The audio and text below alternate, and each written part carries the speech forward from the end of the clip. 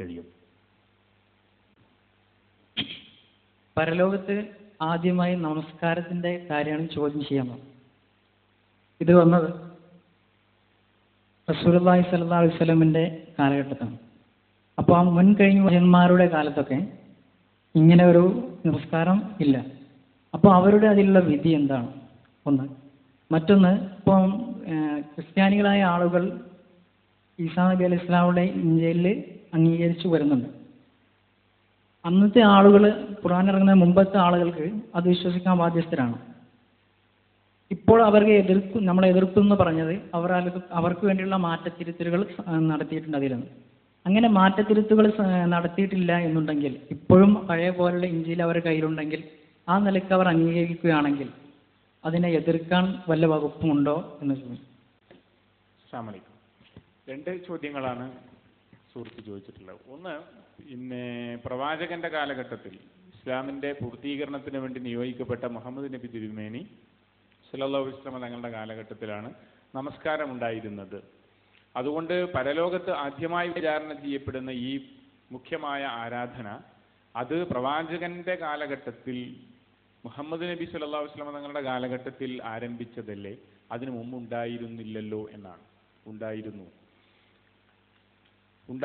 നമസ്കാരം എന്നത് ദൈവിക സ്മരണയുടെ ഭാഗമായ സവിശേഷമായ ആരാധന അത് പ്രവാചകന്റെ കാലഘട്ടത്തിലാണ് തുടങ്ങിയത് എന്നൊന്നും ഖുർആൻ വിശദീകരിക്കുന്നില്ല. അതിനു മുമ്പുള്ള അമ്പിയാക്കൾ, പ്രവാചകന്മാർ, അവർക്കിടയിലെല്ലാം നമസ്കാരമുണ്ടായിരുന്നു. മൂസ നബി അലൈഹി സ്വലാത്തു വസ്സലാമിന്റെ ജനത ജൂതന്മാർ, ഈസ അലൈഹി സ്വലാത്തു വസ്സലാമിന്റെ ജനത ക്രിസ്ത്യാനികൾ, ഭാരതത്തിലെ വേദോപനിഷത്തുകളുടെ സമൂഹം, അവരുടെ എല്ലാം ആരാധന രീതികൾ ഇന്നും പരിശോധിച്ചാൽ ക്രിസ്തു മുട്ടുകുത്തി നമസ്കരിച്ചു എന്ന് ബൈബിൾ ലൂക്കോസിന്റെ സുവിശേഷം വിശദീകരിക്കുന്നു. മോശെ പ്രവാചകൻ മുട്ടുകുത്തി നമസ്കരിച്ചതായി ആവർത്തനം പുസ്തകം വിശദീകരിക്കുന്നു. മന്മനാം ഭവ മദ്ഭക്തോം മദ്യാജീം മാം നമസ്കുരു. ഭഗവത്ഗീത 9-ാം അധ്യായം, രാജവിദ്യ രാജഗുഹ്യയോഗം, അവസാനത്തെ വചനം. മാം നമസ്കുരു, നിനക്ക് മുമ്പിൽ മാത്രം ഞാൻ നമസ്കരിക്കുന്നു എന്ന് കൃത്യമായി തന്നെ പ്രയോഗിക്കുന്നു. തദേവം സ്മരാമസ്തദേകം നമാമഹ, ഏകനായ നിന്നെ ഞാൻ സ്മരിക്കുന്നു, നിനക്ക് മുമ്പിൽ നമസ്കരിക്കുന്നുവെന്ന് വേദ ഗ്രന്ഥങ്ങളിൽ നിന്ന് സ്വാംശീകരിച്ച് സംഗ്രഹിച്ചെടുത്ത പ്രാർത്ഥന നിർവാണയോഗം വിശദീകരിക്കുന്നു. നിർവാണയോഗത്തിന്റെ പ്രാർത്ഥനയുടെ അവസാന ഭാഗം അങ്ങനെ തന്നെയാണ്. അപ്പോൾ നമസ്കാരം എല്ലാ മതസമൂഹങ്ങളിലും അതാത് ജനവിഭാഗങ്ങൾക്ക് അള്ളാഹു സമർപ്പിച്ചിട്ടുള്ളതാണ്. അതൊരു ലേറ്റസ്റ്റ് നവീനമായ ആരാധനാ രീതി പ്രവാചകൻ പരിചയപ്പെടുത്തിയതല്ല. ഒന്ന്. പിന്നെ അടുത്ത രണ്ടാമത്തെ ചോദ്യം, 2 ചോദ്യം ഒരുമിച്ച് ചോദിച്ചാലുള്ള പ്രശ്നം അതാ. രണ്ടാമത്തെ ചോദ്യം മറന്നുപോകും. രണ്ടാമത്തെ എന്തായിരുന്നു? അവര് ഇഞ്ചിയിൽ അംഗീകരിച്ചിട്ടാണല്ലോ വരുന്നത്.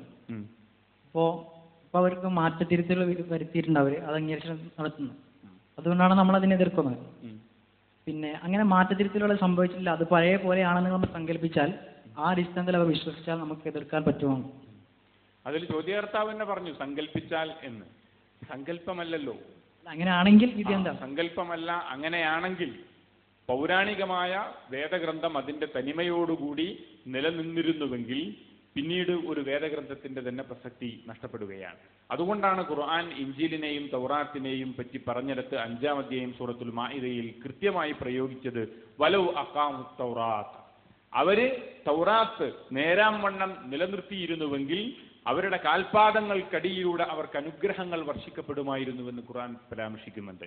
അപ്പോൾ നേരാം വണ്ണം വേദഗ്രന്ഥം അതിന്റെ തനിമയോടുകൂടി നിലനിർത്തപ്പെട്ടില്ല എന്ന ഖുർആന്റെ സ്ഥിരീകരണമാണ് ആ വിഷയത്തിൽ നമ്മുടെ ഒന്നാമത്തെ തെളിവ്. 2, നിലവിൽ ക്രിസ്ത്യാനികൾ, ഞാൻ മുമ്പ് ഒരു പള്ളിയിലെ ഒരു ക്രൈസ്തവ പുരോഹിതനായി ഇങ്ങനെ സംവദിച്ച ഒരു അനുഭവത്തിൽ ആ പുരോഹിതന്റെ ഒരു വാദം, ക്രിസ്ത്യാനികൾ കേരളത്തിലുടനീളം, കേരളത്തിന് പുറത്തും പൊതുവായി ഉപയോഗിക്കാറുള്ള ഒരു വാദം സുഹൃത്തിന്റെ ഈ ചോദ്യത്തിലുണ്ട്. അതായത് അഹ്ലു കിതാബ്, വേദക്കാരോട് പിന്നെ ചോദിച്ച് സത്യം മനസ്സിലാക്കാൻ പറയുന്ന വിശുദ്ധ ഖുർആൻ, വേദഗ്രന്ഥങ്ങൾ അത് ദൈവം സംരക്ഷിക്കുമെന്ന് വിശദീകരിക്കുന്ന വിശുദ്ധ ഖുർആൻ ലാ തബ്ദീല ലി കലിമാത്തില്ല. ഇത് അറബിയിൽ തന്നെയാണ് ക്രൈസ്തവ സുവിശേഷ ലഘുലേഖകളിൽ പരാമർശിക്കപ്പെട്ടിട്ടുള്ളത്. അതായത് ദൈവിക വചനത്തിൽ യാതൊരു മാറ്റവും വരുത്താൻ സാധ്യമല്ല എന്ന് വിശദീകരിക്കുന്നുണ്ട് വിശുദ്ധ ഖുർആൻ. അതുകൊണ്ട് തന്നെ ബൈബിളിൽ, തൗറാത്തിൽ, ഇഞ്ചീലിൽ യാതൊരു മാറ്റവും വരുത്താൻ സാധ്യമല്ല. ബൈബിൾ, നിലവിലുള്ള ബൈബിൾ, ന്യൂ ടെസ്റ്റ്മെന്റും ഓൾഡ് ടെസ്റ്റ്മെന്റും അവികലവും അന്യൂനവുമാണ് ഖുർആനിന്റെ ആയത്തിന്റെ വെളിച്ചത്തിൽ എന്ന് അവർ വാദിച്ചു വരാറുള്ളതാണ്. അതിന് നമുക്ക് ലളിതമായ ഒരൊറ്റ വിശദീകരണമാണുള്ളത്. ഇഞ്ചീലും തൗറാത്തുമൊക്കെ അള്ളാഹു അവതരിപ്പിച്ച ആ വചനം അതിന് മാറ്റമില്ലാത്ത വിധം യഥാർത്ഥത്തിൽ നിലനിൽക്കുന്നുണ്ട്. ഖുർആനും അങ്ങനെ തന്നെ നിലനിൽക്കുന്നു.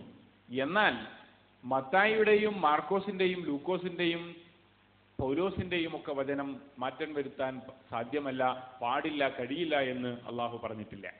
മനസ്സിലായോ? അതായത് ഇന്ന് നിലവിലുള്ള ഇവരുടെ കയ്യിലുള്ള ബൈബിൾ യഥാർത്ഥത്തിൽ മത്തായിയും മാർക്കോസും ലൂക്കോസും യോഹന്നാനും ഒക്കെ എഴുതിയതാണ്. അത് ഒട്ടനവധി മാറ്റങ്ങൾക്ക് 20 സുവിശേഷങ്ങളിൽ നിന്നാണ് ഇന്ന് നിലവിലുള്ള മത്തായി, മാർക്കോസ്, ലൂക്കോസ്, യോഹന്നാൻ തുടങ്ങിയ 4 സുവിശേഷങ്ങൾ തിരഞ്ഞെടുക്കപ്പെട്ടത് എന്ന് റവറന്റ് എ.സി. ക്ലൈറ്റൺ അദ്ദേഹത്തിന്റെ ബൈബിൾ നിഘണ്ടുവിൽ വിശദീകരിക്കുന്നുണ്ട്.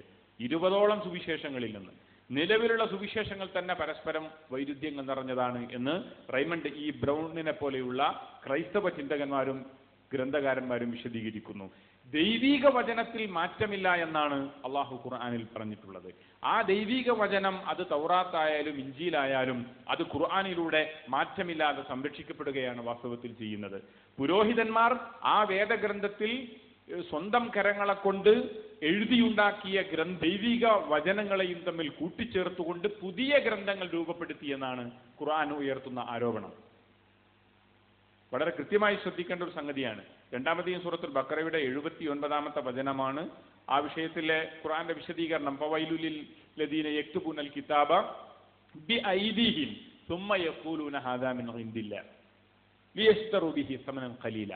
ഭൗതികമായ തുച്ഛമായ താല്പര്യത്തിന് വേണ്ടി സ്വന്തം കരങ്ങളെ കൊണ്ട് ഗ്രന്ഥം എഴുതിയുണ്ടാകുകയും യഖൂലൂന അവർ പറയുകയും ചെയ്തു ഹാദാ മിൻ ഇൻദില്ലാഹ്, ഇത് ദൈവപ്രോക്ത ദൈവനിവേശിത ഗ്രന്ഥമാണ് എന്ന്.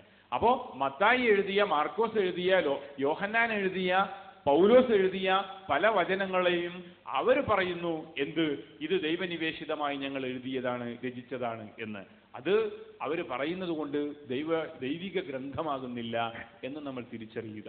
ബൈബിളും ഖുർആനും തമ്മിലുള്ള വ്യത്യാസം അതാണ്. ഖുർആൻ തൻസീലുൻ മിൻ റബ്ബിൽ ആലമീൻ, ലോകരക്ഷിതാവിൽ നിന്ന് അവതരിപ്പിക്കപ്പെട്ട ദൈവപ്രോക്ത ഗ്രന്ഥമാണ്, ദൈവിക അവതീർണ ഗ്രന്ഥമാണ്. എന്നാൽ ബൈബിൾ മത്തായിയും മാർക്കോസും ലൂക്കോസും എഴുതിയ ഗ്രന്ഥമാണ്. മനുഷ്യരാണ്, പുരോഹിതന്മാരാണ് അത്തരം ഗ്രന്ഥങ്ങളുടെ രചയിതാക്കൾ. അതുകൊണ്ട് തന്നെ ഈ വൈരുദ്ധ്യങ്ങൾ നിറഞ്ഞ ഗ്രന്ഥവും വൈരുദ്ധ്യങ്ങളില്ലാത്ത അന്യൂന്യവും അവികലവുമായ അള്ളാഹുവിന്റെ ഗ്രന്ഥവും പരസ്പരം താരതമ്യം പോലും അർഹിക്കുന്നില്ല. അതാണ് ഖുർആനിന്റെ ഏറ്റവും വലിയ സവിശേഷത. ഖുർആൻ തന്നെ അത് ചോദിക്കുന്നുമുണ്ട്. 4ാമത്തെയും സൂറത്തു നിസാഇന്റെ 82ാമത്തെ വചനത്തിൽ അഫലാ യതദബ്ബറൂനൽ ഖുർആൻ, അവർ ഖുർആനെ കുറിച്ച് എന്തുകൊണ്ട് ചിന്തിക്കുന്നില്ല. വലൗ ഖാന മിൻ ഇൻദി ഗൈരില്ലാഹ്, അള്ളാഹുവിന്റെ പക്കൽ നിന്ന് ആയിരുന്നില്ല ഖുർആനെങ്കിൽ ലവജദൂ ഫീഹി ഇഖ്തിലാഫൻ കസീറ, അവർക്കതിൽ ധാരാളം വൈരുദ്ധ്യങ്ങൾ കണ്ടെത്താൻ സാധിക്കുമായിരുന്നു എന്ന് അള്ളാഹു ഓർമ്മപ്പെടുത്തുന്നു. അള്ളാഹുവിന്റെ ഗ്രന്ഥത്തിന്റെ സവിശേഷതയും മനുഷ്യരും പുരോഹിതന്മാരും ഒക്കെ നിർമ്മിച്ച ഗ്രന്ഥങ്ങളുടെ പരിമിതിയും അള്ളാഹു വിശദീകരിക്കുന്നുണ്ട്.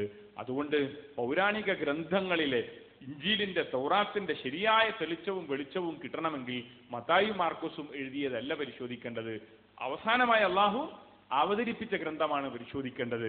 അതുകൊണ്ടാണ് ഖുർആൻ ഫുർഖാൻ ആകുന്നത്. അവരുടെയൊക്കെ വാദഗതികളുടെ സത്യ അസത്യ അവസ്ഥകളെ കൃത്യമായി വിവച്ഛേദിക്കുന്ന ഗ്രന്ഥമായി ഖുർആൻ തീരുന്നതും അതുകൊണ്ട് തന്നെയാണ്. അത്തൗഹീദ് ദ്വൈമാസിക, ഇസ്ലാമിക വിഷയങ്ങളിൽ പണ്ഡിതോചിതമായ രചനകൾ, പഠന ഗവേഷണ രംഗത്ത് ഇസ്ലാമിനെ പരിചയപ്പെടുത്തുന്ന പ്രൗഢമായ പ്രതിപാദനങ്ങൾ, ആധുനിക വിഷയങ്ങളിൽ ലോക മുസ്ലിം പണ്ഡിതന്മാരുടെ അഭിപ്രായങ്ങളും മതവിധികളും. അത്തൗഹീദ് ദ്വൈമാസിക മലയാളത്തിലെ വേറിട്ട ഇസ്ലാമിക പ്രസിദ്ധീകരണം.